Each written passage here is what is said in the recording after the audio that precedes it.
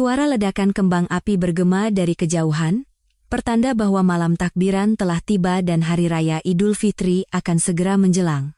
Aku mengemudikan mobil dengan perlahan di jalanan yang lengang, hatiku membuncah dengan kebahagiaan yang sulit diungkapkan dengan kata-kata. Aku sudah memberitahu suamiku, Bima, bahwa karena pekerjaan kantor yang pada tahun ini, aku mungkin baru bisa datang ke rumah mertua pada pagi hari Lebaran. Dia tampak sangat kecewa dan berpesan macam-macam kepadaku dan putri kami, tetapi itu semua hanyalah alibiku. Aku ingin memberikan kejutan untuk suami dan keluarga mertuaku. Aku ingin melihat wajah mereka yang terkejut sekaligus gembira saat aku dan putriku, Alia, muncul tepat di momen menyambut hari kemenangan. Di kursi belakang, putriku Alia tertidur lelap, kedua pipinya yang montok tampak merona. Anakku yang baru berusia 2 tahun itu begitu menggemaskan seperti malaikat. Aku memikirkan anakku, lalu memikirkan Bima, suamiku yang baik hati dan berwibawa, seorang guru, orang yang kucintai dengan tulus. Aku merasa diriku adalah wanita paling bahagia di dunia. Aku memiliki karier yang sukses, keluarga yang harmonis, dan tidak punya kekhawatiran finansial. Rumah 3 lantai megah yang kami tinggali memang atas nama kami berdua, tetapi sebenarnya sebagian besar dananya berasal dari hasil jerih payahku sendiri. Namun, aku tidak pernah sekalipun menghitung untung rugi. Bagiku, hal terpenting dalam pernikahan adalah suami istri saling berbagi dan membangun rumah tangga bersama. Mobilku berhenti di depan gerbang rumah orang tua Bima.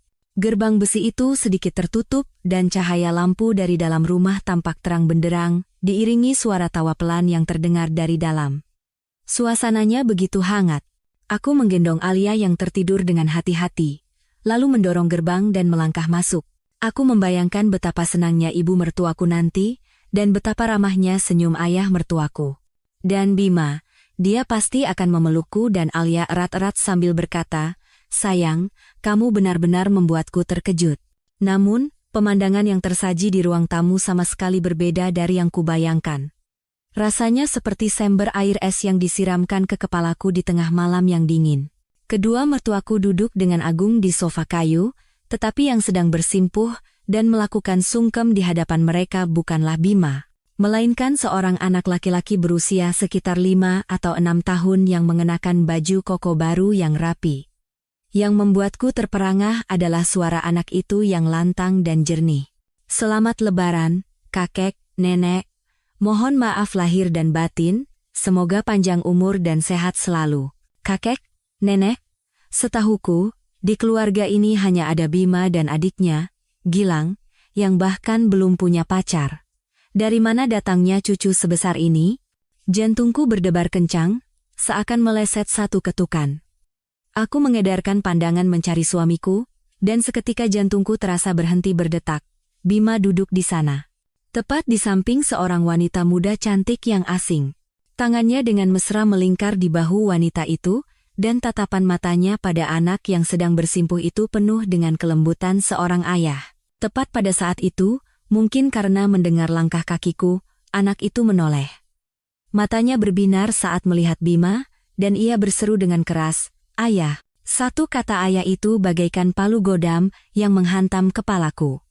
Aku terpaku di ambang pintu, memeluk Alia yang tertidur pulas di dekapanku semakin erat. Ruangan itu seketika diliputi keheningan. Di luar, kembang api masih meletus dengan meriah, tetapi udara di dalam rumah ini terasa begitu berat dan menyesakan. Kedua mertuaku melihatku, dan ekspresi mereka berubah dari keterkejutan menjadi kepanikan yang luar biasa. Wanita asing itu buru-buru menepis tangan Bima dari bahunya, dan suamiku, Bima. Dia menatapku dengan mata terbelalak, wajahnya pucat pasi tanpa setitik darah pun. Keheningan yang mencekam itu berlangsung selama beberapa detik hingga ibu mertuaku menjadi yang pertama bereaksi. Ia bangkit berdiri dengan senyum yang luar biasa canggung. "Loh, Kirana? Kenapa datang tidak bilang-bilang?" "Alia tidur, ya? Sini, biar nenek yang gendong." Ibu mertuaku bergegas mendekat untuk mengambil alih putriku, tetapi aku secara refleks mundur selangkah. Pandanganku masih terpaku pada suamiku dan wanita itu. "Siapa anak ini, Bu? Kenapa dia memanggil Mas Bima ayah?" tanyaku. berusaha agar suaraku tidak bergetar. Namun, aku bisa mendengar dengan jelas suaraku pecah di akhir kalimat. Semua orang kembali membeku.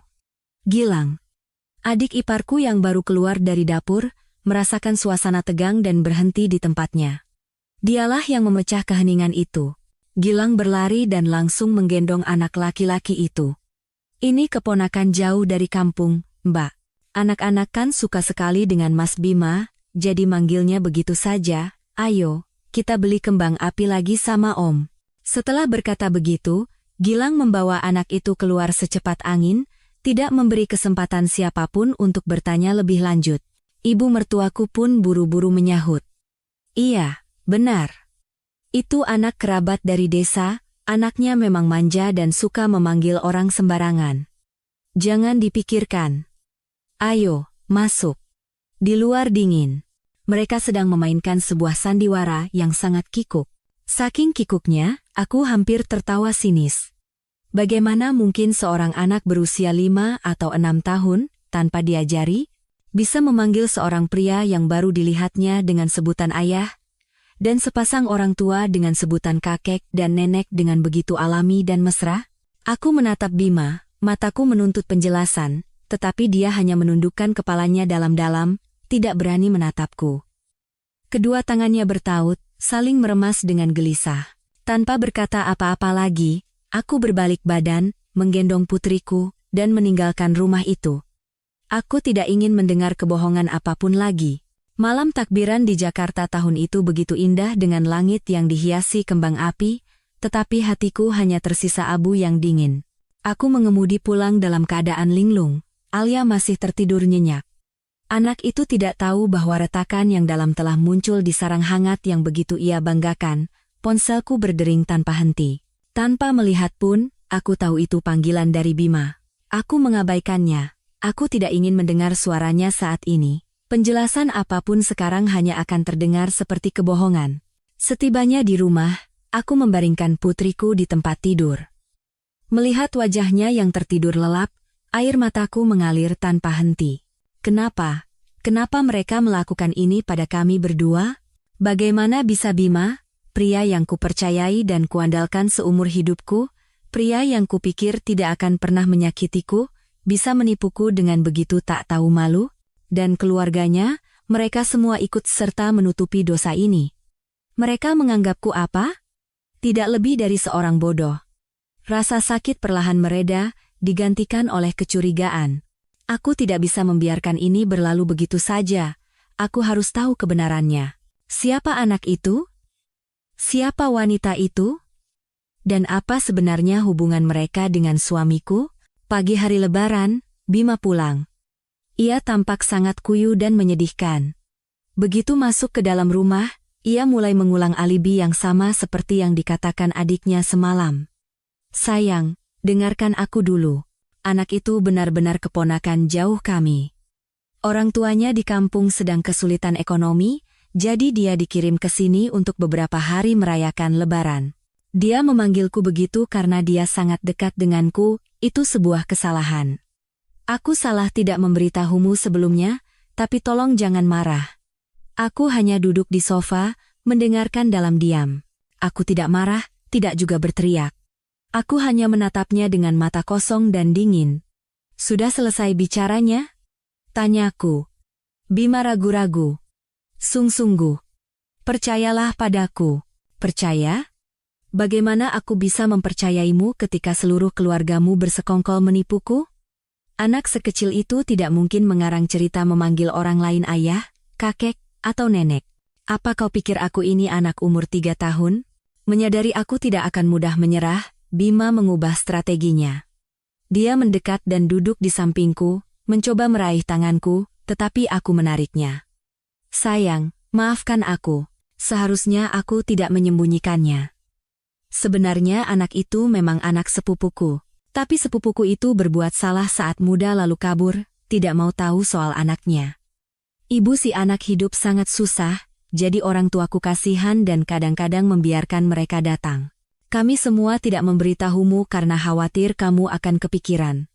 Aku bersumpah, antara aku dan wanita itu benar-benar tidak ada apa-apa. Aku bersih. Penjelasan kali ini terdengar sedikit lebih masuk akal, tetapi entah kenapa, intuisi seorang wanita mengatakan bahwa ini juga bukan kebenaran. Raut panik keluarganya semalam, cara Gilang buru-buru membawa anak itu pergi, dan yang terpenting, tatapan mata Bima saat memandang anak itu. Semua itu bukan sikap terhadap seorang keponakan jauh. Aku memutuskan untuk tidak memperbesar masalah ini untuk sementara waktu. Aku butuh lebih banyak waktu dan bukti. Aku mengangguk lelah.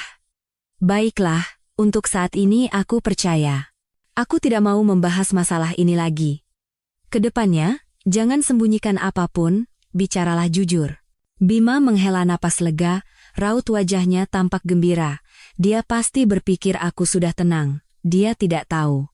Sekali benih kecurigaan tertanam, ia akan cepat berakar, dan tidak akan pernah hilang sampai kebenaran terungkap. Setelah itu, libur Lebaran berlalu dalam suasana yang berat dan penuh kepura-puraan. Aku tetap memainkan peranku sebagai istri yang bijaksana dan menantu yang berbakti. Namun, di dalam hatiku, sebuah rencana mulai terbentuk, Lebaran usai, dan kehidupan seolah kembali normal. Bima berangkat kerja, dan aku menuju kantorku. Ibu mertuaku, seperti biasa, datang beberapa kali seminggu untuk menjaga Alia. Ibu mertuaku menunjukkan perhatian yang jauh lebih besar kepadaku dan Alia dari sebelumnya. Namun, aku tahu itu hanyalah kompensasi palsu untuk mengurangi rasa bersalahnya. Semakin ia bersikap seperti itu, semakin aku merasa muak.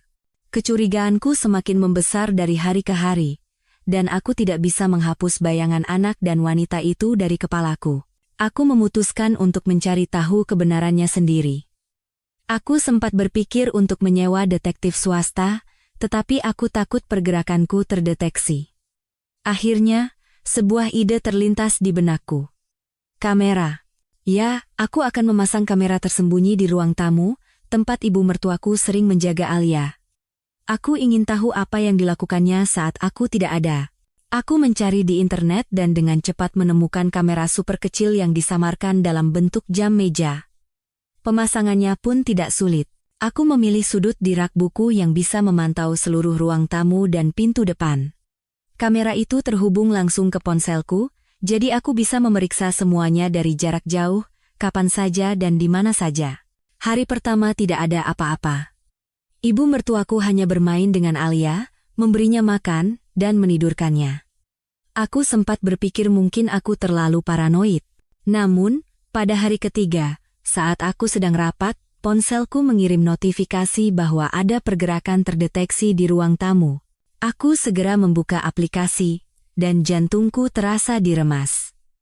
Di layar ponsel, tampak ibu mertuaku tersenyum cerah menyambut seorang tamu.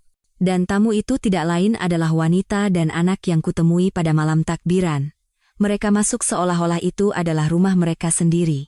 Ibu mertuaku dengan gembira menggendong anak itu, tampak sangat bahagia. Aduh, cucu laki-laki pertama nenek yang berharga, Dika sudah datang. Sini, nenek mau lihat. Dika. Ya, nama anak itu Dika. Dan ibu mertuaku memanggilnya cucu laki-laki pertama yang berharga. Semuanya menjadi sangat jelas. Anak itu adalah putra tersembunyi suamiku. Wanita itu adalah simpanannya. Darahku terasa dingin seketika. Mereka menjadikan rumahku, sarang putriku, sebagai tempat pertemuan mereka. Aku terus mengamati, dan apa yang terjadi selanjutnya membuatku semakin murka. Ibu mertuaku mengeluarkan kue kering dan buah-buahan yang kubeli untuk disajikan kepada ibu dan anak itu.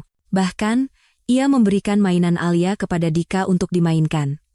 Alia, yang mainannya direbut, berlari ke neneknya dan merengek. Nenek, itu bonekaku. Ibu mertuaku menepis tangan Alia dan mengerutkan kening. Kenapa kamu pelit sekali? Adikmu kan masih kecil, biarkan dia main sebentar, memangnya kenapa? Dika, melihat neneknya membelanya, menjadi semakin angkuh. Anak itu mendorong Alia hingga jatuh. Tidak hanya itu, ia merebut boneka dan melemparkannya ke arah Alia sambil mengucapkan kalimat yang membuatku terperangah. Pergi sana. Ini punya ayahku, bukan punyamu. Ayahku yang beli. Anak berusia 6 tahun itu berbohong tanpa berkedip. Tetapi aku tahu dia tidak sedang berbohong. dia hanya mengatakan kebenaran yang ia yakini, seperti yang telah diajarkan kepadanya. Mungkin dalam pikiran kecilnya, Bima adalah ayahnya, dan semua yang ada di rumah ini adalah milik ayahnya. Alia menangis sejadi-jadinya. Ibu mertuaku baru kelabakan menenangkan, tetapi ia lebih dulu menenangkan Dika agar cucu kesayangannya tidak marah. Aku tidak sanggup melihatnya lagi. Aku mematikan ponselku. Kedua tanganku gemetar, dan air mata mengalir di pipiku. Mereka tidak hanya menipuku, tetapi juga menyakiti putri kecilku. Ini adalah hal yang tidak akan pernah bisa kumaafkan. Dengan alasan tidak enak badan, aku izin pulang lebih awal dari rapat. Sepanjang perjalanan pulang, bayangan putriku yang terjatuh, suara tangisnya, dan kata-kata kasar anak bernama Dika itu terus terngiang di kepalaku. Api amarah berkobar di dadaku, membakar habis sisa kesabaran dan toleransiku. Saat aku tiba di rumah, wanita dan anak itu baru saja akan pergi. Ibu mertuaku sedang merapikan tempat kejadian, buru-buru membuang bungkus kue ke tempat sampah. Melihatku pulang tiba-tiba, ibu mertuaku terkejut dan tampak panik sejenak, tetapi kemudian ia berpura-pura tenang. "Kirana, tumben pulang cepat hari ini, kamu sakit?" Aku tidak menjawab. Aku melewatinya dan langsung menuju ruang tamu. Alia duduk sendirian di sudut ruangan, memeluk erat boneka yang salah satu kakinya patah, kedua matanya bengkak. Melihatku, anakku langsung menangis histeris dan berlari memeluk kakiku sambil terisak. "Ibu, dia pukul aku." Bonekaku juga direbut. Aku menggendong anakku. Jantungku sakit serasa diremas. Aku memeluknya dan menepuk-nepuk punggung kecilnya yang bergetar. Aku menatap ibu mertuaku dengan suara sedingin es. "Bu, ada apa ini sebenarnya?" Ibu mertuaku berkilah. "Aduh, bukan apa-apa. Namanya juga anak-anak, kalau main kan biasa begitu. Cuma kesenggol saja. Anak itu memang agak aktif." "Sudah ibu marahi kok, jangan dibesar-besarkan, jangan dibesar-besarkan," tanyaku sambil tertawa sinis. Putriku diintimidasi, dipukul sampai jatuh, dan mainannya dirusak oleh anak yang datang ke rumahnya sendiri, dan ibu menyuruhku untuk tidak memperbesar masalah? Anak yang ibu maksud itu siapa? Bagaimana dia bisa masuk ke rumah kami? Menyadari bahwa ia tidak bisa lagi menyembunyikannya, ibu mertuaku mulai mengubah nada bicaranya. Ia menghela napas, berpura-pura kasihan. "Itu Rina dan anaknya, yang kamu lihat waktu lebaran. Kasihan mereka, kan? Dia membesarkan anak sendirian, tidak punya sandaran. Ibu kasihan, jadi sesekali ibu panggil ke sini biar anaknya punya tempat main dan bisa makan enak. Lagi pula, anak itu kan juga membawa darah keluarga kita." "Darah keluarga kita?" Aku tertawa getir. "Jadi ibu mengakuinya? Anak itu putra Mas Bima dan cucu ibu. Tapi seluruh keluarga menipu saya. Kalian menganggap saya bodoh, ya?" Melihatku berbicara terus terang, ibu mertuaku tidak lagi berpura-pura. Ia menjawab dengan tak tahu malu. "Bukan mau menyembunyikan darimu. Hanya khawatir kamu kepikiran saja. Lagi pula semua sudah terjadi. Bima memang salah, tapi laki-laki mana yang tidak pernah berbuat khilaf sekali? Yang penting dia sudah kembali ke istri dan anaknya. Kamu sebagai istri dan menantu tertua harus lebih pemaaf. Harus bisa memaafkan. Dika itu juga cucuku, anak suamimu. Kamu tidak boleh egois dan tidak menerimanya. Dia itu anak laki-laki, penerus keluarga ini. Nanti dia yang akan mendoakan para leluhur. Penerus keluarga. Mendoakan leluhur." Setiap kata dari ibu mertuaku bagaikan belati yang menusuk jantungku. Jadi ini alasannya. Mereka membutuhkan seorang putra untuk melanjutkan garis keturunan. Putriku, Alia, tidak penting hanya karena ia seorang perempuan. Mereka siap menginjak-injak kami berdua, demi melindungi cucu laki-laki mereka. Aku tidak berkata apa-apa lagi. Perdebatan apapun dalam situasi ini tidak ada artinya. Aku menggendong Alia dan naik ke lantai 2, membanting pintu. Aku mengabaikan suara ibu mertuaku yang terdengar dari lantai bawah. Aku memandikan Alia, mengganti pakaiannya dengan yang bersih, memberinya sedikit bubur, lalu menidurkannya. Melihat bekas air mata yang belum kering di wajahnya yang seperti malaikat, hatiku hancur. Aku salah. Kesalahan terbesarku adalah terlalu percaya dan mencintai seorang pria yang tidak pantas dan sebuah keluarga yang penuh kebohongan. Aku pikir pengorbanan dan kerja kerasku akan dibalas dengan kehidupan yang bahagia. Ternyata tidak. Mereka hanya menganggapku sebagai alat untuk memenuhi egoisme dan kebutuhan mereka, sebuah mesin pencari uang. Mereka telah menyentuh putriku. Itulah batas terakhir. Aku memeluk anakku dan berbisik seolah bersumpah. Alia, putri ibu. Maafkan ibu. Maaf ibu tidak bisa melindungimu dengan lebih baik. Tapi percayalah pada ibu. Mulai sekarang, tidak akan ada seorang pun yang bisa menyakitimu lagi. Mereka yang membuat kita menangis, ibu pastikan mereka akan membayar harganya, ratusan, bahkan ribuan kali lipat. Keesokan paginya, aku menelepon sahabat terbaikku, Sinta. Sinta bukan hanya sahabatku sejak kuliah, tetapi juga mitra bisnis yang bisa kupercaya. Setelah lulus, Sinta tidak berkarier di bidang ekonomi sepertiku, melainkan memilih jalan lain. Ia membuka sebuah agensi detektif swasta. Sinta cerdas, tajam, dan bisa menjaga rahasia, sehingga bisnisnya cukup sukses. Saat ini, dialah satu-satunya orang yang bisa kupercaya untuk menceritakan segalanya. Kami bertemu di sebuah kafe kecil yang tenang.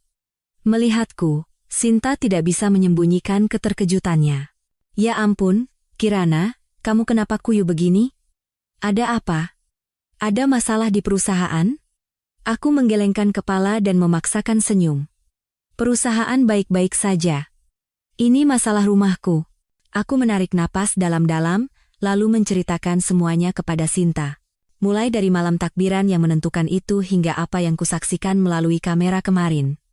Aku bercerita dengan tenang, tidak menangis atau mengeluh. Suaraku datar dan dingin, tetapi Sinta bisa merasakan badai yang bergejolak di dalam diriku. Setelah mendengar semuanya, Sinta menggebrak meja. Wajahnya memerah karena amarah, mewakiliku. Gila. Bima, brengsek itu, tidak bisa dipercaya. Dengan wajah sok alimnya, bagaimana bisa dia melakukan perbuatan sekeji itu, dan keluarganya juga sama saja. Dari ibu sampai adiknya, semuanya penipu. Jadi, apa rencanamu? Ceraikan dia sekarang juga. Sampah seperti itu harus dibuang ke jalanan. Aku menggelengkan kepala. Suaraku anehnya terdengar tenang. Cerai. Tidak sesederhana itu, Sinta. Kalau aku cerai sekarang, apa yang kudapat? Rumah itu atas nama bersama. Meskipun sebagian besar uangku, kalau di pengadilan pasti akan dibagi dua.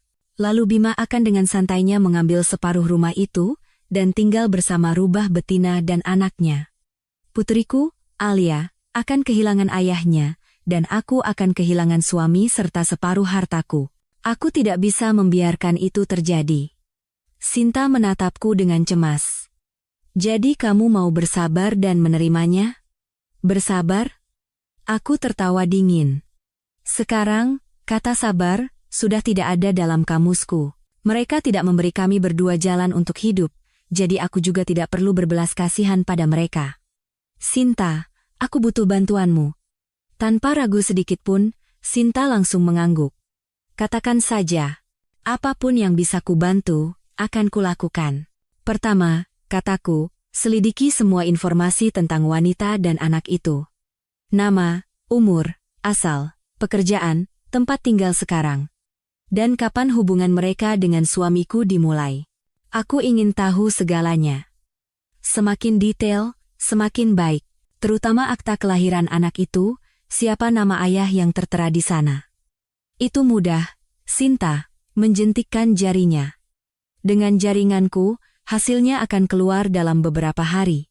Kedua, lanjutku, awasi seluruh keluarga mertuaku. Ibu mertua, adik ipar, dan terutama Bima. Aku ingin tahu setiap gerak-gerik dan hubungan mereka. Oke, jadi kamu mau berhadapan langsung dengan mereka? Tidak, jawabku dengan tatapan tajam. Aku tidak akan membuka kartuku jika tidak punya peluang menang yang pasti. Aku akan menyusun rencana yang sempurna dan bergerak perlahan. Aku tidak hanya ingin bercerai dan mendapatkan kembali apa yang menjadi milikku. Aku ingin membuat mereka hancur secara sosial dan kehilangan segalanya. Aku ingin mereka merasakan semua penderitaan yang kami alami. Aku akan membuat mereka membayar harga yang sangat mahal untuk kebohongan dan pengkhianatan mereka. Sinta menatap mataku dalam-dalam. Di sana, tidak ada lagi sosok sahabatnya yang lembut dan baik hati. Di hadapannya kini adalah seorang wanita yang hatinya telah membatu dan matanya menyala dengan api kebencian. Sinta tidak mencoba menghentikanku. Ia mengerti. Ia tahu bahwa ketika seorang ibu didorong ke ujung tanduk untuk melindungi anaknya, ia bisa melakukan apa saja. Aku mengerti, kata Sinta tegas. Jangan khawatir, Kirana. Kamu tidak sendirian. Ada aku di sini. Bajingan-bajingan itu akan kubuat mereka menyesal telah mengusik sahabatku. Meninggalkan kafe, hatiku terasa lebih ringan. Memiliki tujuan yang jelas membuatku tidak lagi merasa lemah atau sakit. Mulai saat ini, aku bukan lagi korban. Aku akan menjadi pemburu. Dan mangsaku adalah seluruh keluarga mertuaku. Tepat 3 hari kemudian, Sinta menelepon. Suaranya singkat. Di tempat biasa. Siapkan mental bajamu. Aku tahu bahwa kenyataan yang akan kuhadapi tidak akan mudah. Sesampainya di kafe, Sinta sudah menunggu. Di hadapannya tergeletak sebuah amplop coklat, tanpa berkata apa-apa. Ia mendorong amplop itu ke arahku. Tanganku sedikit gemetar saat membukanya. Hal pertama yang kulihat adalah salinan akta kelahiran. Nama anak, Dika Pratama. Nama ibu, Rina Lestari. Dan di kolom ayah, nama Bima Aditya tertera dengan jelas. Jantungku serasa diremas oleh tangan tak terlihat. Harapan samar terakhirku bahwa mungkin ada kesalahan, hancur berkeping-keping. Ini adalah bukti yang tak terbantahkan. Aku membuka halaman berikutnya. Ada beberapa lembar foto yang diambil secara diam-diam. Foto pertama adalah Bima sedang membonceng Rina dan Dika di atas motor. Dika duduk di depan, memeluk leher ayahnya. Mereka tampak seperti keluarga yang sangat bahagia. Foto berikutnya, mereka berada di sebuah taman bermain.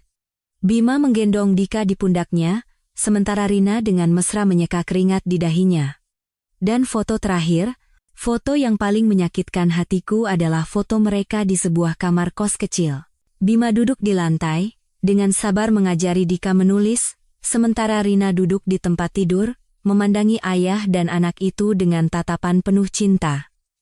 Aku menatap foto-foto itu lekat-lekat.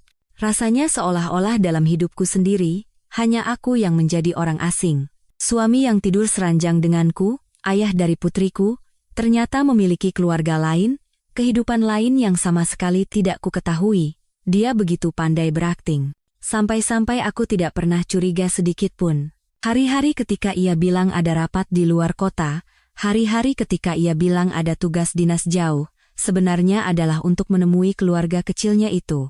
Gaji guru yang katanya pas-pasan itu, ternyata digunakan untuk menafkahi mereka. Sinta menyodorkan segelas air putih. Kamu baik-baik saja? Aku menggeleng. Aku sama sekali tidak baik-baik saja, tapi aku tidak menangis. Saat ini, air mata adalah hal yang paling mewah dan tidak berguna. Aku menarik napas dalam-dalam dan membuka dokumen-dokumen berikutnya. Sinta telah menyelidiki dengan sangat teliti. Rina Lestari, 26 tahun, berasal dari sebuah kota kecil. Saat ini bekerja sebagai pramuniaga di sebuah butik. Dia dan Bima pertama kali bertemu saat Bima membawa murid-muridnya studi tour. Mereka telah menjalin hubungan selama hampir 7 tahun. 7 tahun. Itu berarti Bima mulai mengkhianatiku tidak lama setelah kami menikah, atau bahkan mungkin sebelumnya. Dika tahun ini berusia 6 tahun. Sebelum aku melahirkan Alia, dia sudah memiliki anak lain. Kebenaran yang kejam terpampang di depan mataku. Dingin dan tanpa ampun. Cinta, kepercayaan, kenangan indah bersama Bima. Sekarang semua itu hanyalah sebuah komedi yang menggelikan. Dia tidak hanya menipuku, tetapi juga menginjak-injak cinta dan pengorbananku. Lihat ini, Sinta menunjuk salah satu bagian laporan. Bima setiap bulan mentransfer uang sebesar 5 juta rupiah ke Rina dan anaknya. Dengan gaji guru, itu tidak mungkin. Sudah pasti dia menggelapkan uangmu untuk menghidupi selingkuhannya. Aku mengepalkan kedua tanganku. Benar.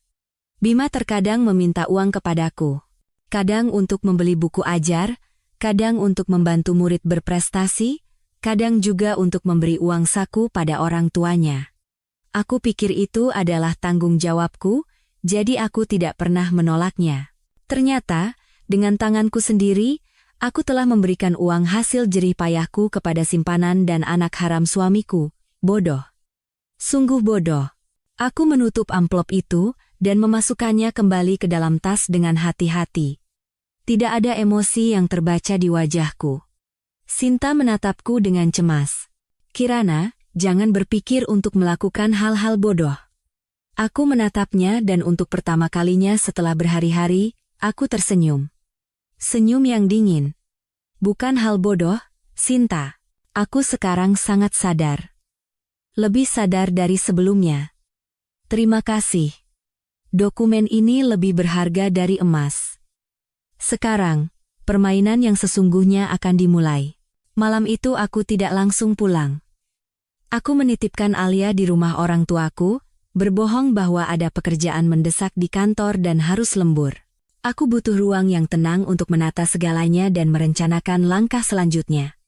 Aku duduk sendirian di kantor. Di luar, kota sudah gemerlap dengan lampu-lampu. Kerlip cahaya dari gedung-gedung pencakar langit tidak menghangatkan hatiku, malah membuatku merasa semakin kesepian. Aku membuka kembali amplop dari Sinta, memeriksa setiap foto, membaca setiap kata. Rasa sakit itu masih ada, tetapi tidak lagi bisa menghancurkanku.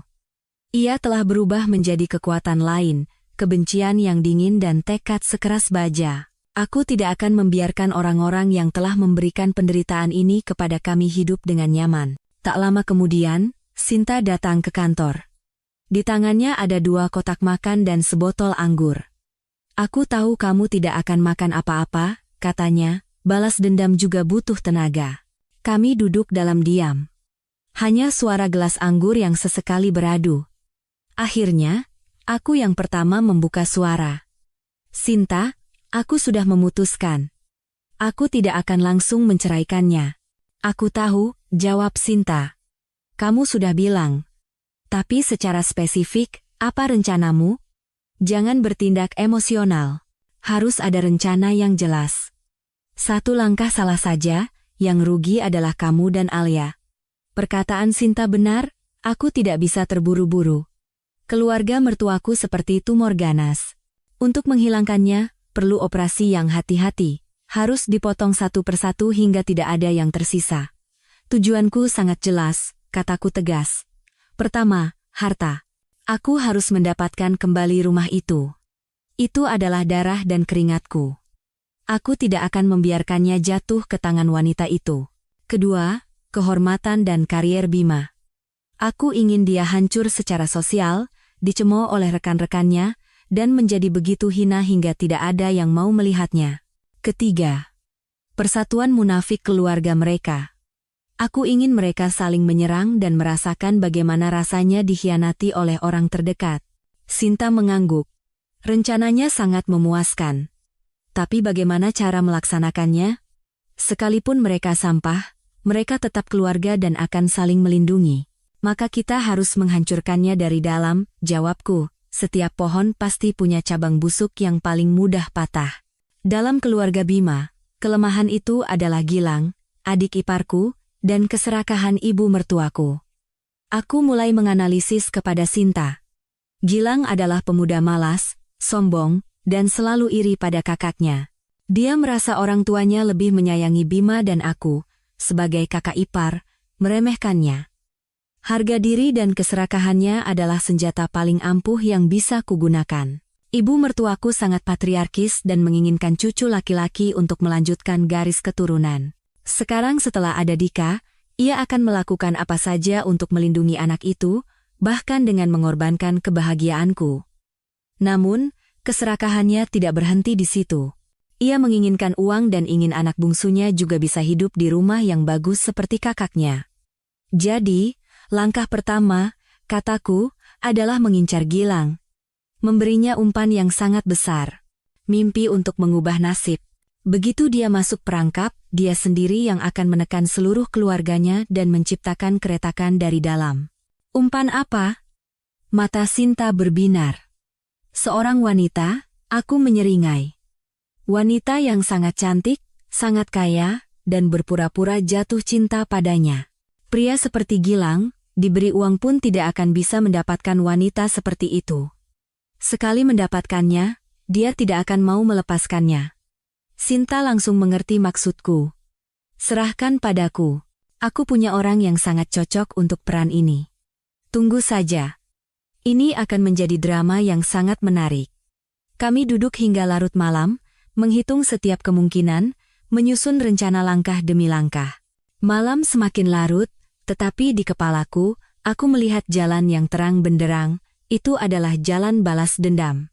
Mungkin jalan yang penuh duri, tetapi aku tahu di ujung jalan itu, keadilan untuk kami berdua menanti. Sinta bekerja sangat cepat. Hanya dalam seminggu, semua persiapan selesai.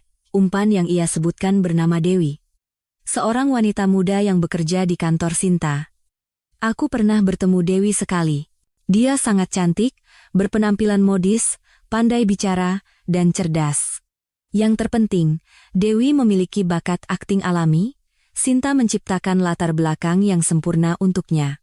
Putri dari keluarga kaya, yang baru saja kembali dari luar negeri dan ingin mempelajari lingkungan bisnis di dalam negeri.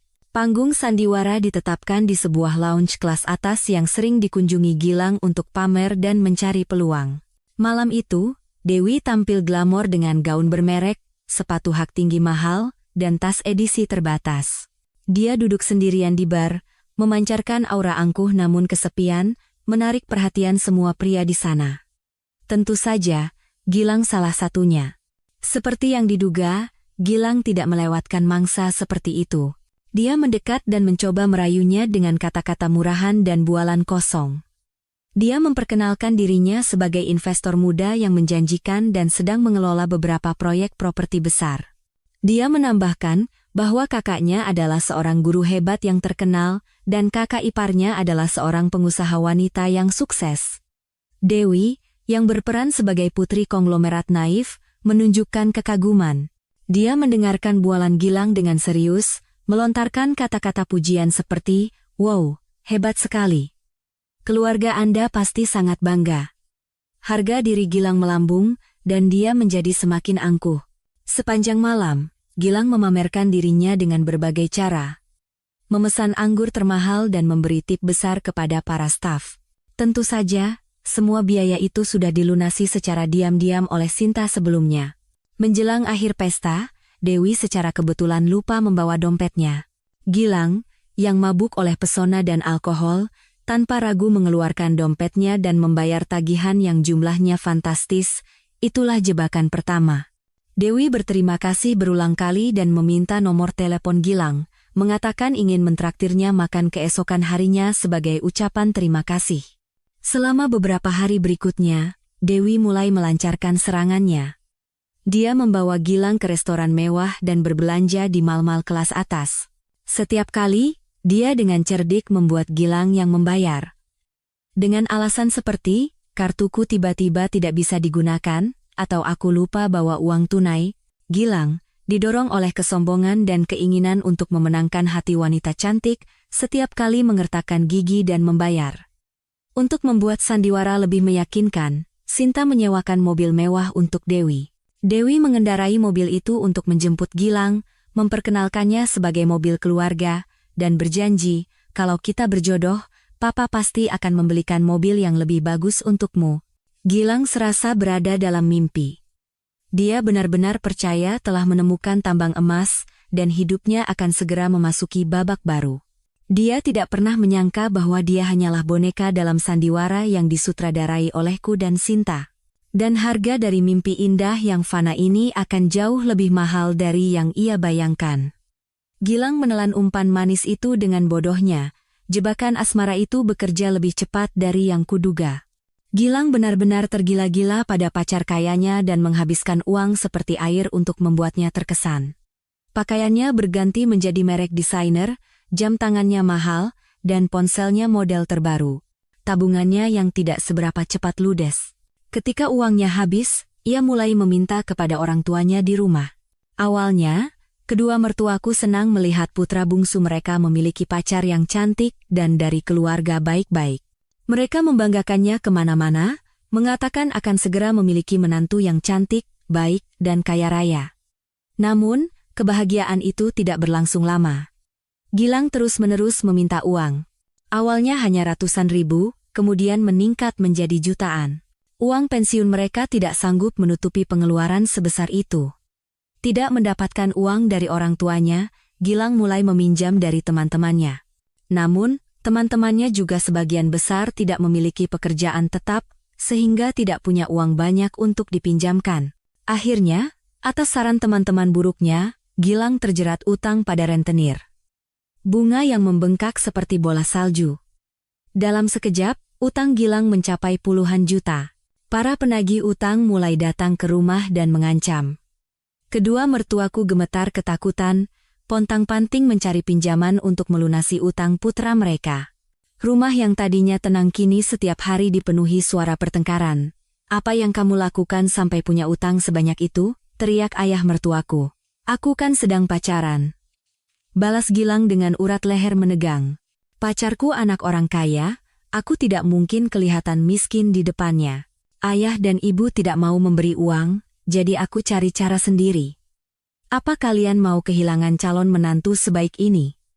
Di bawah tekanan, mereka mulai mengalihkan masalah ini kepada kami. Ibu mertuaku menelepon Bima sambil menangis. "Bima, tolonglah adikmu. Dia bodoh sekali sampai berutang pada rentenir. Sekarang orang-orang itu datang setiap hari, mengancam akan memotong tangan dan kakinya kalau tidak dibayar. Kami orang tua ini mau cari uang di mana lagi?" Mendengar itu, Bima sangat marah. Ia menelepon Gilang dan memarahinya habis-habisan. "Kamu sudah dewasa, apa otakmu hanya pajangan? Pacaran macam apa sampai terlilit utang? Selesaikan masalahmu sendiri, jangan ganggu aku." Enak sekali kakak bicara. Suara Gilang di seberang telepon tidak mau kalah. "Kakak kan enak, dapat istri kaya, tinggal di rumah bagus dan nyaman. Aku ini apa? Apa kakak pernah memikirkanku? Aku juga harus sukses, harus menikah. Sekarang aku sedang susah. Kenapa kakak sebagai abang malah bicara begitu?" Pertengkaran kedua kakak beradik itu semakin sengit. Akhirnya, ibu mertuaku mengajukan sebuah solusi. Ia mengundang kami untuk makan malam keluarga yang mencekam. "Kirana, mulainya." Suaranya lembut, tetapi penuh perhitungan. "Ibu tahu kamu menantu yang berbakti dan sangat peduli pada keluarga. Kamu lihat kan, masalah Gilang? Dia juga sudah waktunya menikah. Keluarga perempuannya juga berada, kita tidak bisa membiarkan anak kita kelihatan rendah. Jadi, bagaimana kalau kalian menjual rumah yang kalian tinggali sekarang?" Aku berpura-pura terkejut. "Jual rumah? Kenapa harus jual rumah, Bu?" "Jual saja. Lalu uangnya bisa dipakai untuk membelikan Gilang rumah dan modal usaha. Sisanya bisa kalian pakai untuk pindah ke apartemen yang lebih kecil. Lagi pula Alia kan masih kecil, tidak butuh ruang yang luas. Kalau kalian membantu adikmu sekarang, nanti dia juga akan tahu berterima kasih." Inilah tujuan akhirnya. Ia ingin merebut rumahku untuk diberikan kepada putra bungsunya yang berharga. Aku menatap Bima, menunggu reaksinya. Ia mengerutkan kening. Tampaknya tidak setuju. "Ibu, apa-apaan ini? Itu kan rumah kami, bagaimana bisa dijual? Kenapa tidak bisa?" Ibu mertuaku meninggikan suaranya. "Dia itu adik kandungmu. Apa kamu tidak kasihan padanya? Atau kamu takut sama istrimu, jadi hanya dengarkan kata-kata istrimu dan melupakan adikmu?" Gilang, melihat ibunya membelanya, menjadi semakin berani. "Benar. Di rumah itu kan juga ada uang dari ayah dan ibu, juga uang kakak. Mbak Kirana kan penghasilannya besar, bisa beli rumah lain. Atau jangan-jangan Mbak tidak mau membantu karena aku miskin?" Suasana di rumah menjadi sangat tegang. Keretakan pertama dalam keluarga mereka terlihat dengan jelas dan dalam. Aku tidak berkata apa-apa, hanya menunduk, berpura-pura menjadi istri dan menantu yang serba salah. Namun, di dalam hati, aku tersenyum. Sandiwaraku baru saja dimulai. Sementara badai melanda keluarga mertuaku, perusahaan keluargaku juga menghadapi krisis besar. Kami sedang mengerjakan sebuah proyek besar, pembangunan kompleks resor mewah, sebuah kontrak emas yang bisa mendatangkan keuntungan besar. Semuanya berjalan lancar. Proposal rinci kami mendapat penilaian tinggi, dan kami hampir yakin akan menang. Namun, di saat-saat terakhir, pihak klien tiba-tiba memberitahu bahwa mereka telah memilih mitra lain. Dan mitra itu tidak lain adalah Tirtayasa, seorang pengusaha kaya baru di industri yang terkenal dengan metode persaingan liciknya. Yang mengejutkan adalah proposal perusahaan Tirtayasa, mulai dari konsep desain hingga strategi bisnis, sangat mirip dengan proposal kami. Satu-satunya perbedaan adalah mereka menawarkan harga yang sedikit lebih rendah. Kehilangan kontrak besar ini merupakan pukulan telak bagi perusahaan. Ayahku, yang telah mendedikasikan seluruh hidupnya untuk membangun perusahaan, syok hingga tekanan darahnya naik dan harus dirawat di rumah sakit selama beberapa hari. Seluruh karyawan perusahaan resah, dan kami yakin ada mata-mata internal. Aku juga berpikir begitu. Proposal ini adalah dokumen sangat rahasia, hanya beberapa eksekutif puncak yang memiliki akses. Aku meninjau kembali semua orang yang terlibat, tetapi tidak menemukan hal yang mencurigakan. Mereka semua adalah orang-orang yang telah lama mengabdi, loyal, dan dapat dipercaya. Lalu, sebuah pikiran melintas di benakku, pikiran yang membuatku merinding, suamiku, Bima. Dia seorang guru yang tidak ada hubungannya dengan bisnis, tetapi belakangan ini dia menunjukkan minat yang tidak biasa pada pekerjaanku. Dia sering bertanya tentang kemajuan proyek atau pesaing kami, bahkan suatu kali, dia menanyakan detail teknis yang sangat spesifik tentang gambar desain. Sesuatu yang mustahil diketahui oleh seorang guru bahasa Indonesia. Saat itu, aku hanya berpikir dia khawatir pada istrinya dan ingin berbagi beban pekerjaan. Selain itu, aku punya kebiasaan membawa pulang dokumen perusahaan saat sibuk. Aku sering meletakkan proposal penting atau kontrak di atas meja kerja di kamar tidur. Mungkinkah? Untuk memastikan kecurigaanku, aku mulai mengamati Bima lebih dekat. Aku menyadari ada banyak hal aneh dalam perilakunya belakangan ini. Dia sering menerima telepon diam-diam atau terkejut saat aku tiba-tiba masuk ke kamar. Uang belanja bulanan yang kuberikan juga tidak pernah jelas digunakannya untuk apa.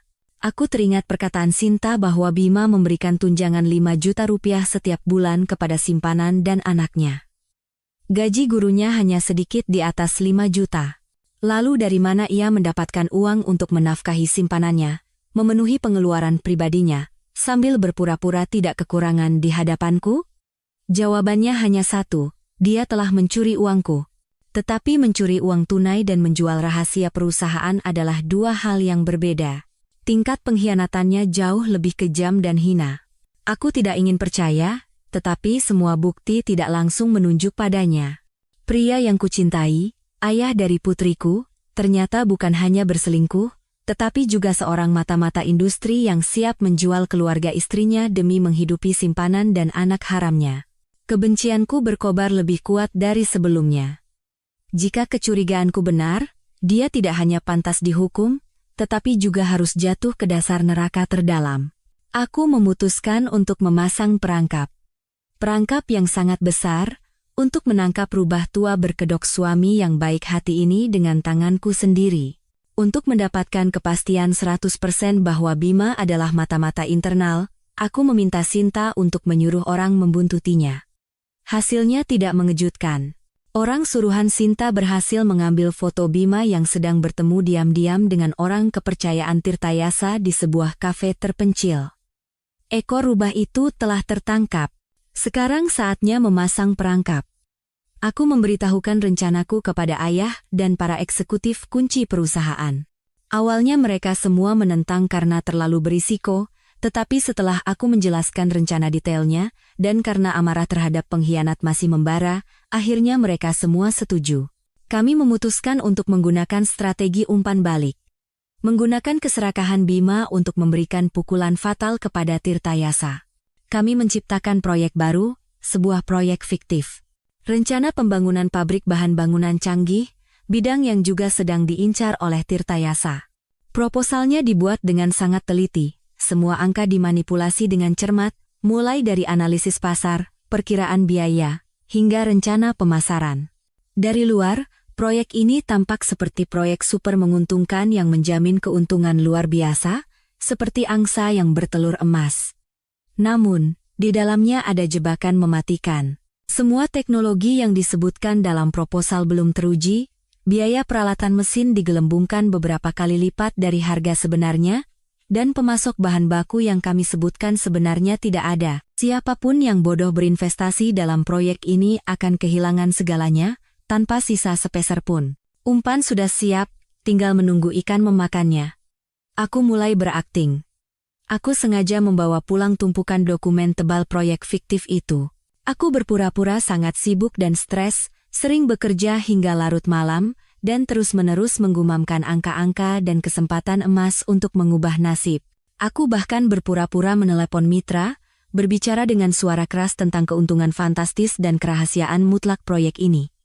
Bima, seperti yang diduga, tidak tinggal diam. Dia mendekat, berpura-pura khawatir, dan bertanya, "Kamu terlihat sangat lelah akhir-akhir ini. Proyek apa sih yang begitu penting?" Aku menghela napas, berpura-pura lelah. "Kamu tidak perlu tahu. Ini menyangkut hidup mati seluruh perusahaan kita. Kalau berhasil, perusahaan akan benar-benar berubah, tapi tekanannya sangat besar. Pesaingnya banyak, dan kalau ada sedikit saja celah, kita bisa kehilangan segalanya." Kata-kataku adalah undangan yang menggodanya.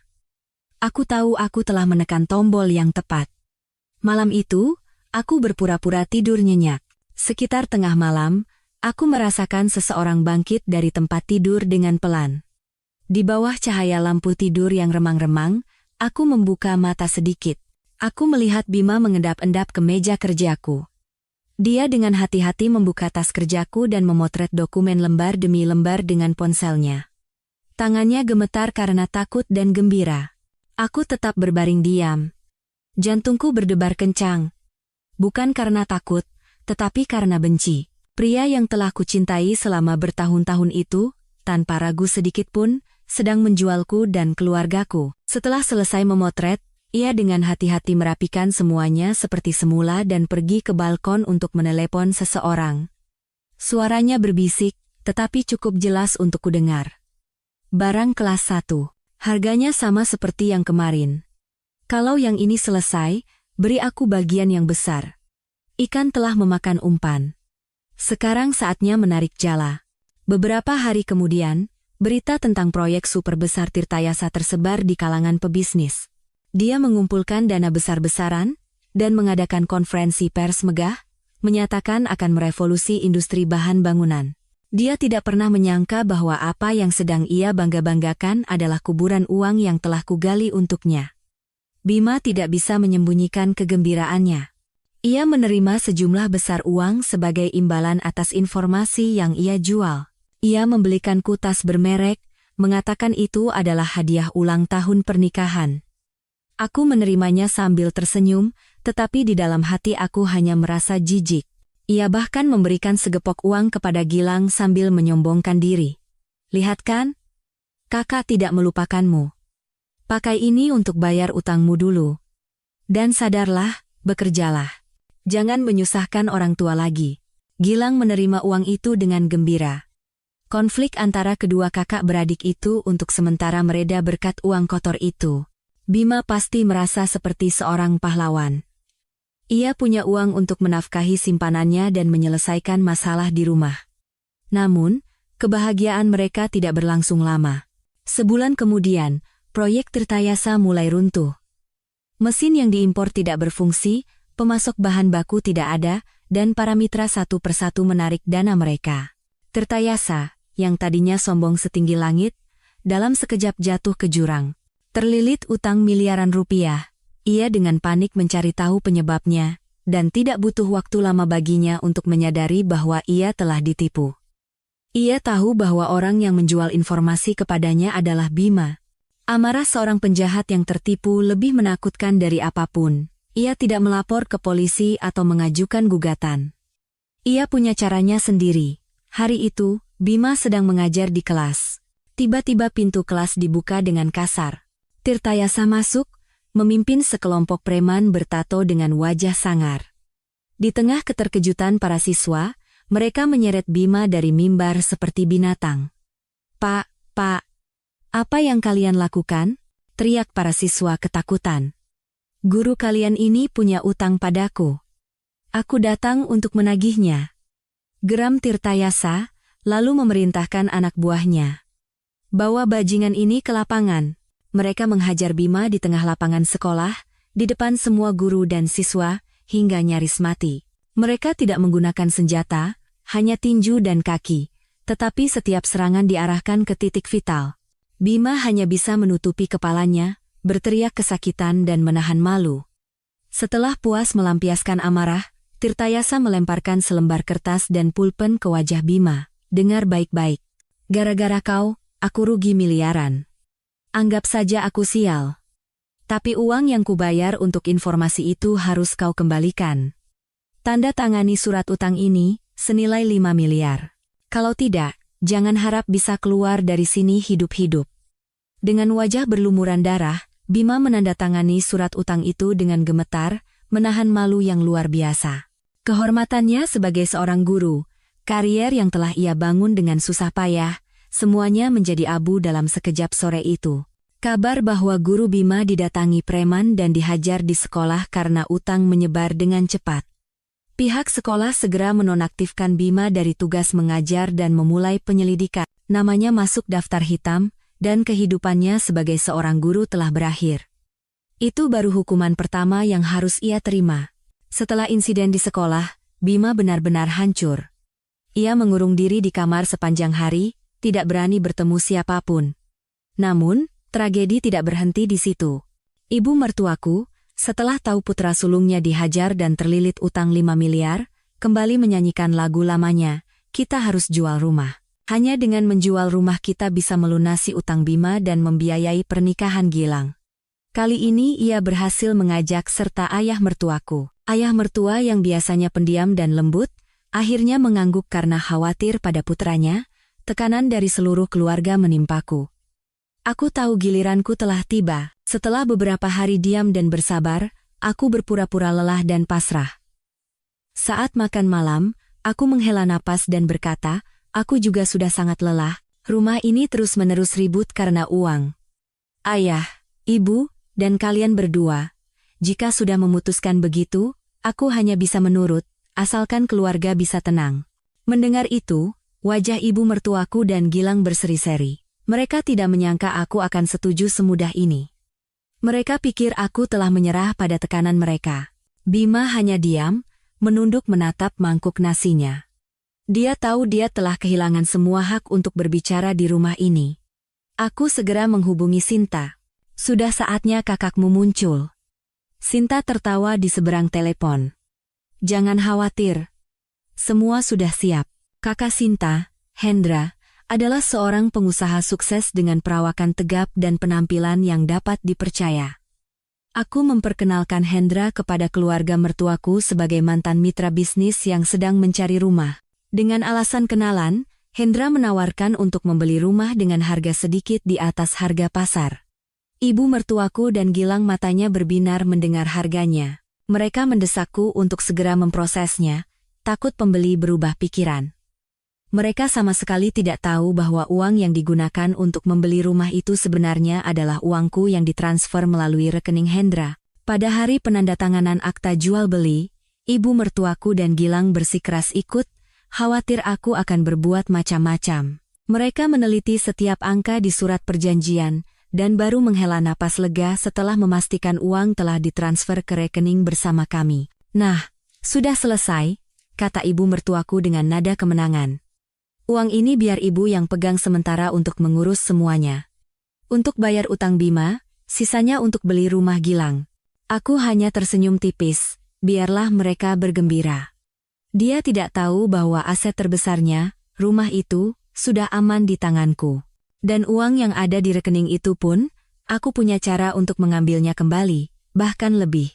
Sandiwara ini masih menyisakan babak puncaknya. Pada hari kami pergi ke kantor pertanahan untuk menyelesaikan prosedur akhir penjualan rumah, terjadi sesuatu yang tidak terduga. Saat sedang duduk menunggu giliran, mataku tak sengaja tertuju pada setumpuk dokumen yang tergeletak di meja seorang staf di dekatku. Sebuah nama yang kukenal tertulis di sana, Bima Aditya. Jantungku berdebar kencang. Aku berpura-pura menjatuhkan pulpen, lalu membungkuk untuk mengambilnya sambil mengamati dokumen itu lebih dekat. Itu adalah akta jual beli sebuah apartemen mewah di kawasan Segitiga Emas, Jakarta, salah satu area termahal di kota, dan pemilik di surat perjanjian itu tidak lain adalah suamiku. Tanggal pembeliannya adalah sekitar 2 bulan yang lalu, tepat pada saat perusahaan kami kehilangan kontrak besar dan Tirtayasa memenangkannya. Semua kepingan puzzle menyatu. Uang yang diterima Bima dari menjual rahasia perusahaan tidak hanya digunakan untuk menafkahi simpanannya dan membayar utang adiknya. Dia menggunakan uang itu untuk membeli sarang baru bagi keluarga rahasianya, sebuah apartemen mewah. Dia sudah menyiapkan jalan keluar. Tempat di mana dia dan keluarga Rina bisa hidup dengan nyaman di atas darah, keringat, dan penderitaanku. Kebohongan dan perhitungan pria ini 1000 kali lebih mengerikan dari yang kubayangkan. Amarah dingin mengalir di tulang punggungku, tetapi aku segera menenangkan diri. Aku tidak boleh menunjukkan emosiku sekarang. Aku harus tetap tenang. Aku harus menjadikan informasi berharga ini sebagai senjata paling tajam untuk menghancurkannya. Aku kembali duduk dengan tenang seolah tidak terjadi apa-apa.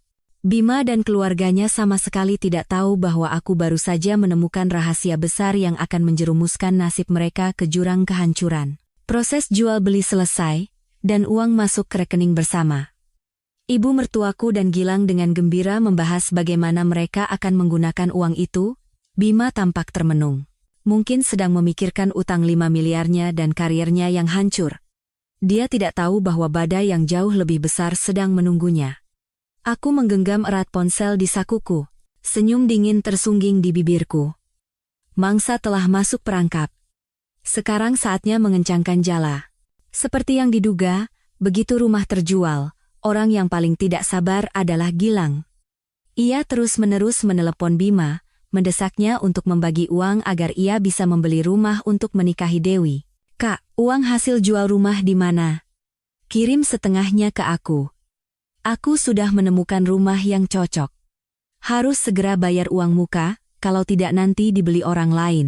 Bima, yang pusing memikirkan utang Tirtayasa, tidak punya waktu untuk mengurus adiknya. Ia berteriak di telepon. "Tunggu sebentar. Uangnya dipegang ibu untuk bayar utang kakak. Kamu kan kerjanya hanya main-main, tidak tahu betapa susahnya aku."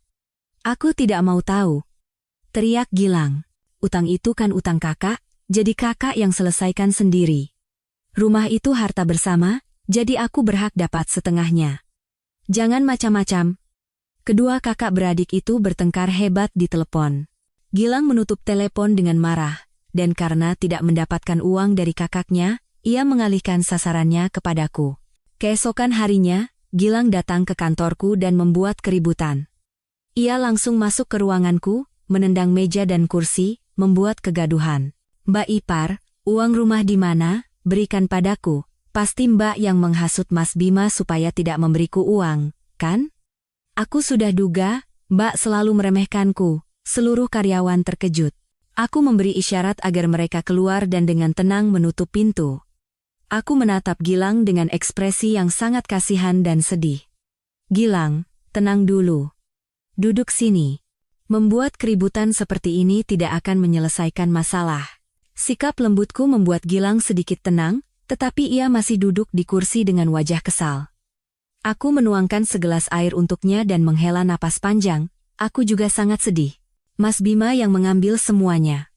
Aku tidak dapat sepeser pun. Aku ini kan hanya wanita yang tidak punya kuasa di keluarga ini. "Kakak yang ambil semuanya?" tanya Gilang curiga. "Katanya ibu yang pegang untuk bayar utang kakak." Inilah saatnya aku melancarkan pukulan telak. Aku menatap Gilang dengan suara penuh makna. "Bayar utang itu mungkin hanya sebagian. Sepertinya bisnis Mas Bima sedang sangat lancar belakangan ini. Gilang, kamu tahu tidak?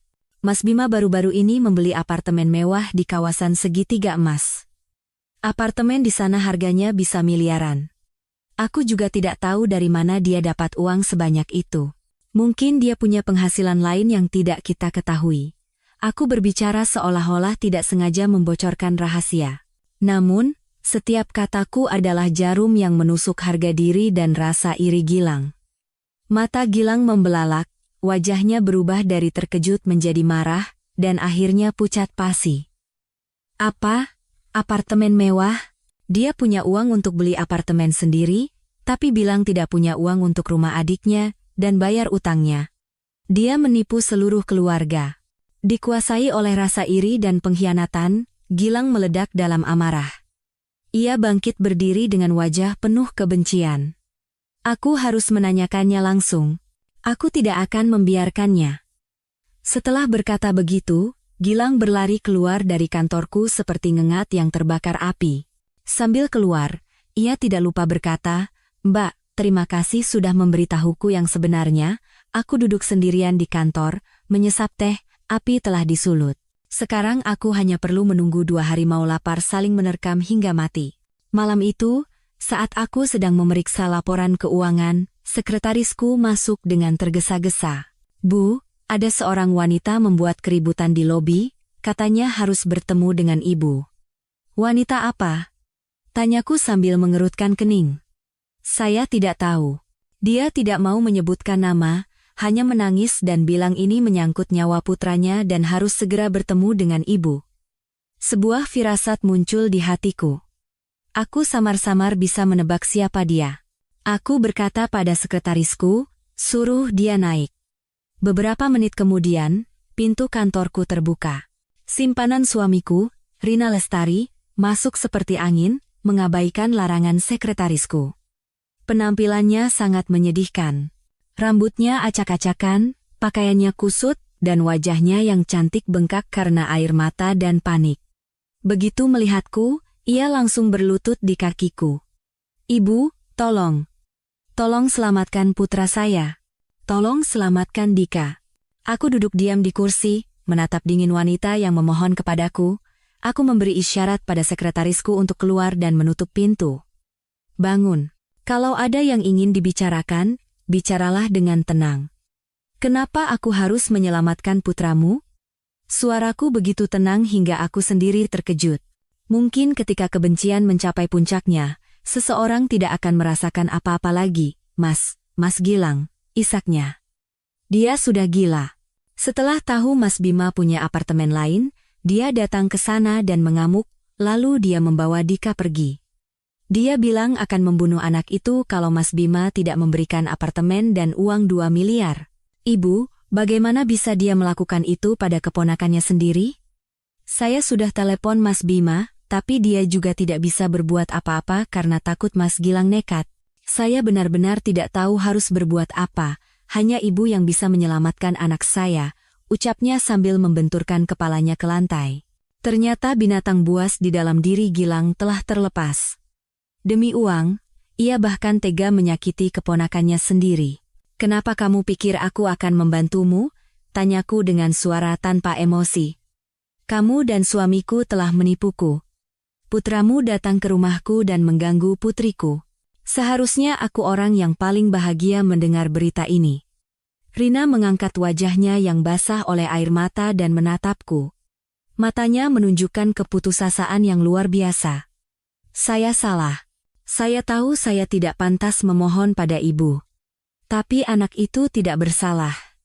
Dika hanya anak kecil, Bu. Tolong, anggap saja menolong satu nyawa yang malang. Kalau ibu bisa menyelamatkan Dika, saya akan melakukan apapun yang ibu perintahkan." Aku terdiam. Aku tidak kasihan padanya, tetapi perkataannya tidak salah. Dika hanyalah produk dari hubungan yang salah dan pendidikan yang keliru, seorang anak yang tidak bersalah. Lagi pula, aku juga ingin menyaksikan sendiri babak terakhir dari sandiwara keluarga mereka. Aku ingin melihat sejauh mana manusia-manusia ini bisa jatuh demi uang. "Di mana alamatnya?" tanyaku dingin. Rina dengan gembira segera menyebutkan alamat apartemen rahasia Bima. Aku menelepon Sinta.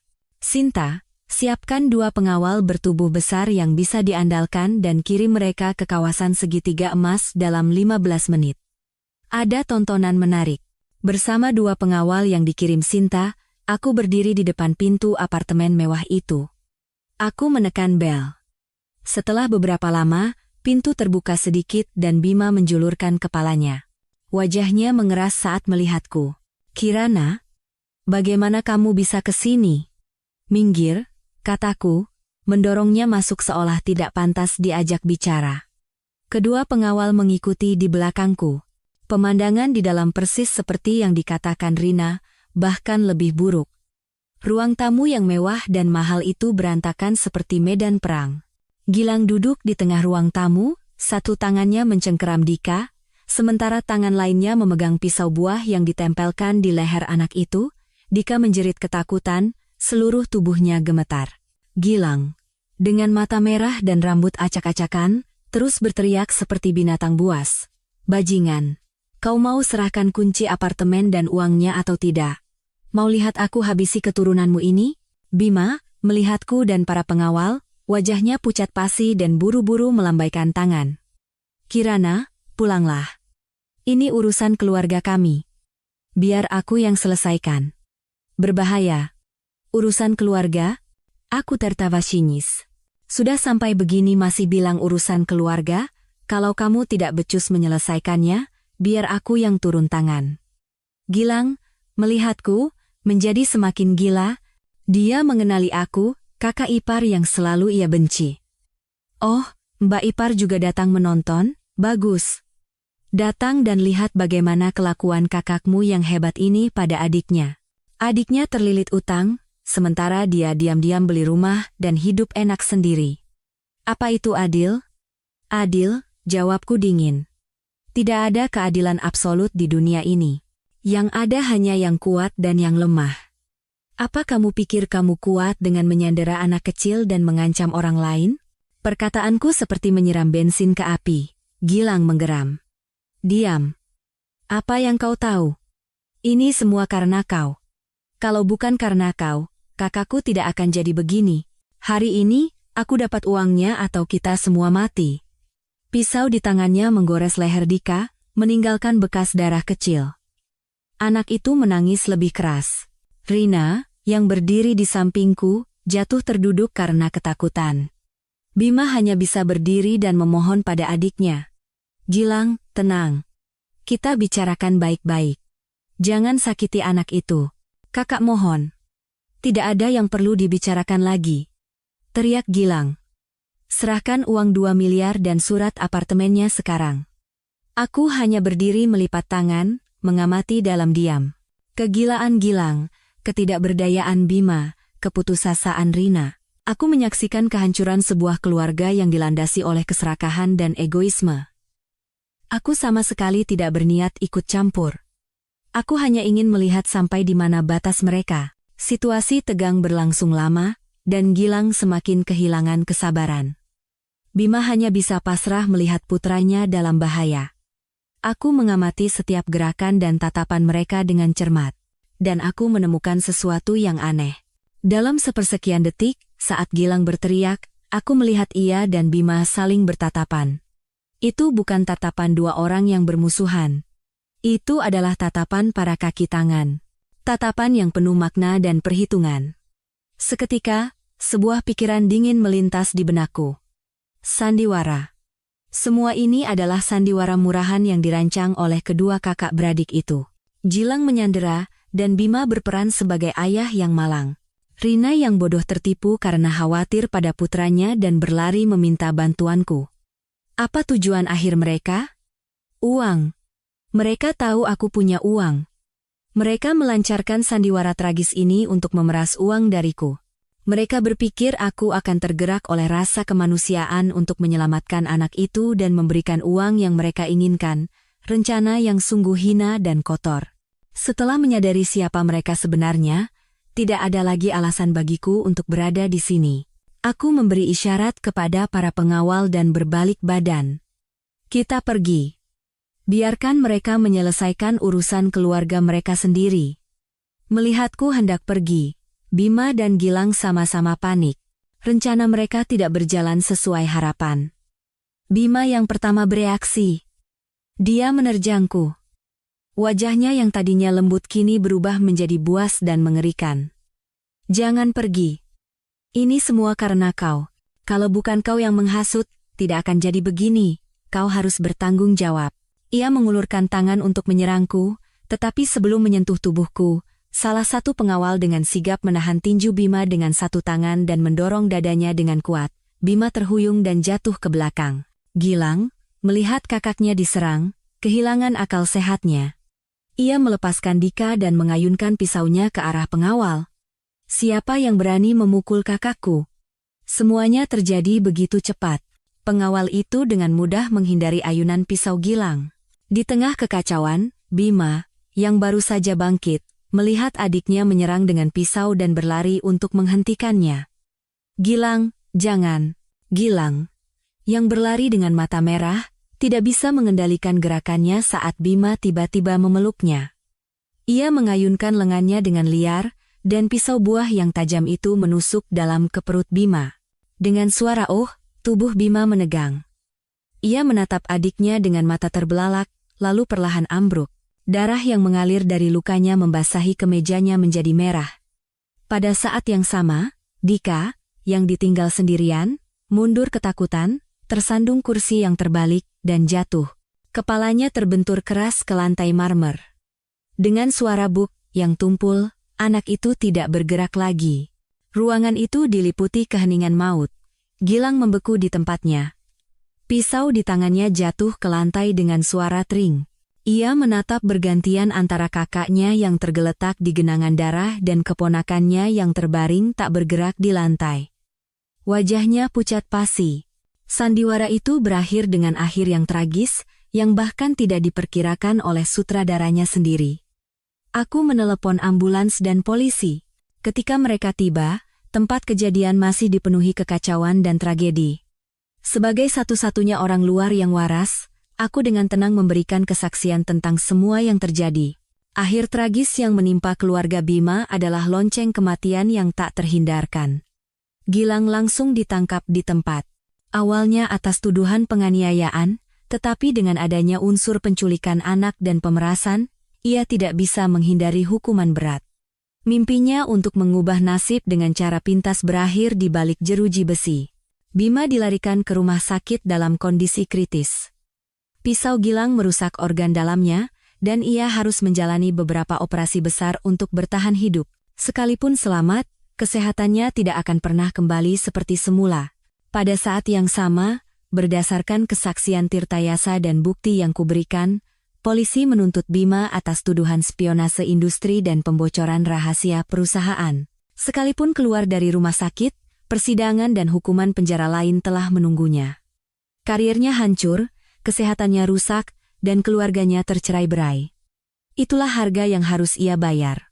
Dan Dika, nasib anak itu lebih tragis.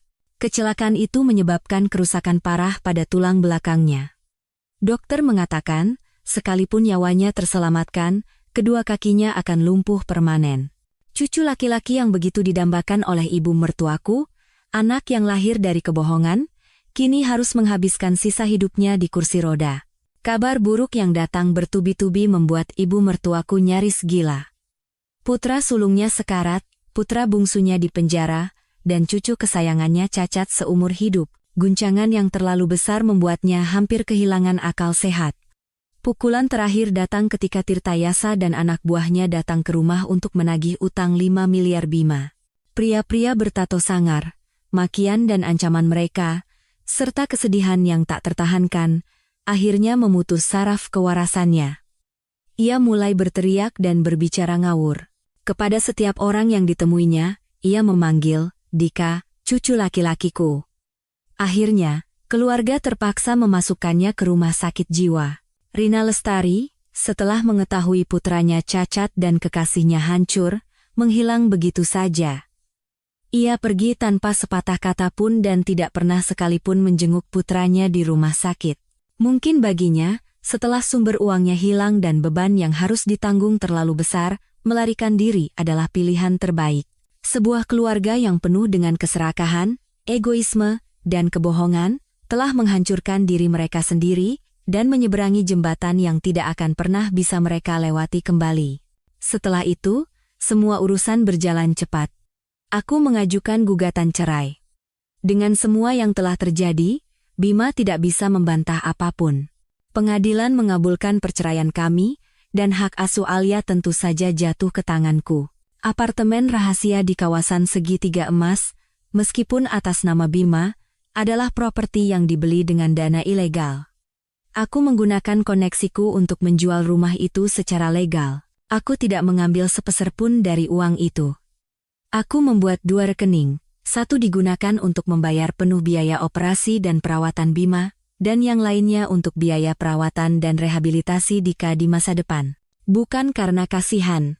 Itu adalah tindakan kemanusiaan terakhir yang kuberikan kepada mereka untuk memutuskan semua ikatan buruk dan mendapatkan kedamaian di hatiku. Suatu sore, saat merapikan dokumen-dokumen lama Bima yang tertinggal di rumah, aku tidak sengaja menemukan sesuatu. Sebuah polis asuransi jiwa. Dia membelinya sudah sangat lama, tepat setelah kami menikah. Uang pertanggungannya mencapai 50 miliar rupiah, dan satu-satunya ahli waris adalah namaku. Mungkin, dulu sekali, dia pernah tulus mencintaiku dan ingin melindungiku, tetapi manusia berubah, dan cinta telah mati. Menyimpan selembar kertas ini tidak lagi ada artinya. Aku membawanya ke balkon dan menyalakannya dengan api. Aku menyaksikan huruf-huruf itu perlahan menjadi abu, api kecil yang menyala lalu padam, seperti pernikahanku. Abunya terbang tertiup angin, membawa serta semua rasa sakit, kebencian, dan kenangan kelam masa lalu. Mulai saat ini, tidak ada lagi ikatan apapun antara aku, Bima, dan keluarganya. Aku masuk ke kamar tempat Alia tertidur pulas. Aku membungkuk dan mengecup kening putriku yang suci dan menggemaskan. Akhirnya, kami berdua bisa memulai hidup baru. Kehidupan yang damai dan penuh sinar matahari, hanya untuk kami berdua, masa lalu telah ditutup.